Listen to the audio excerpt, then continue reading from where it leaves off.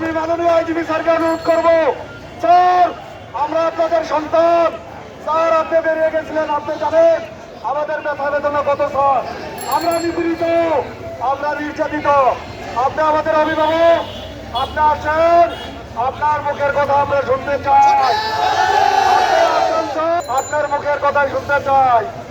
basic যারা বসে আছে